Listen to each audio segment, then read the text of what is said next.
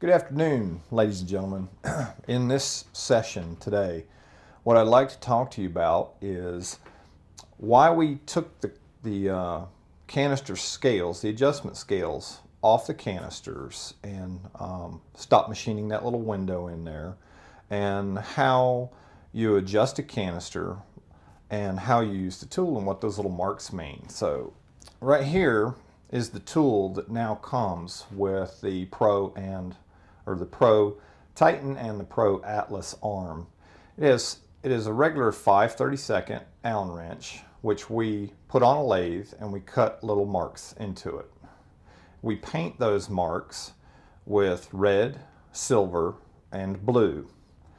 What the red mark means is when any of the canisters, the black, the gray, or the blue, are about to be completely backed off, and the red comes into view and it warns you and says, hey, you better stop because I'm about to reach my mechanical stop inside the canister.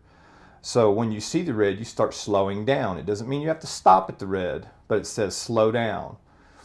When the canister stops, you need to stop, because if you force, and you can really turn it hard, you can break the mechanical stop inside the canister.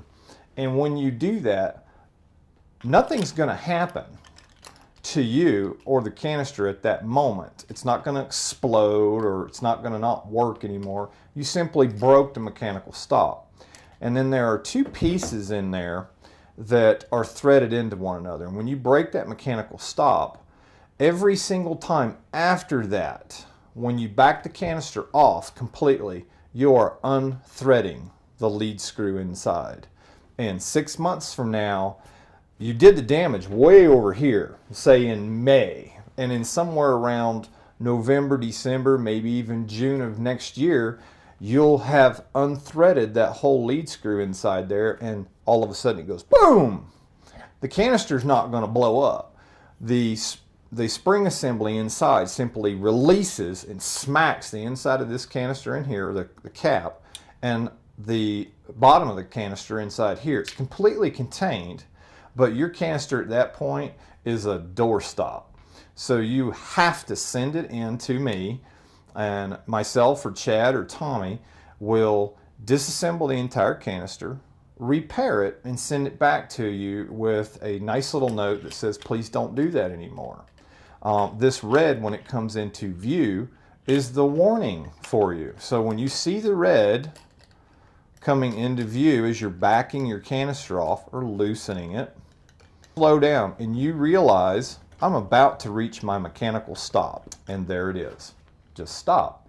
If there are some people out there that try to do things really quick and use a drill to adjust their canister, they'll put an Allen key in there and they'll use a drill like that. When they do that, those are the people that break the mechanical stop in these, and that's why we gave you a tool. So if you do that, you do it to your own detriment. The silver mark is when a black or a gray canister that's depicted by the cap color is completely compressed. So when you get to the gray mark, that's about as far as it's going to go. The blue mark is a completely compressed blue canister. And that's all it means. It's as simple as that. Now, why did we take or stop putting the canister scales on here? I'll tell you why. Long time ago, back in the day, everybody used the scales to adjust the canisters evenly. And what we have learned over the years of using them, and they'll tell you that they adjust the arm by feel, not by those scales. The rear section on a Titan or an Atlas arm is always carrying more weight than the front section, because it's carrying itself plus everything in front of it. The arm sections and the sled, your batteries, all that. The front section is simply lifting itself and your sled. So the two sections can't be tuned equally, ever. One section's always going to be working harder than the other. And that is why we came to the decision to get rid of that.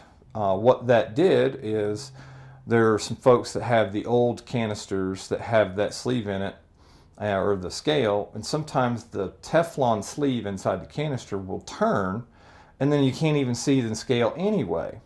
And a lot of operators have been driving on for years with it like that, so in a sense, they didn't even have a scale at all any longer, and it wasn't an issue. That's why we took it out. It reduced machining time, production costs, and we passed those costs savings on to the customers.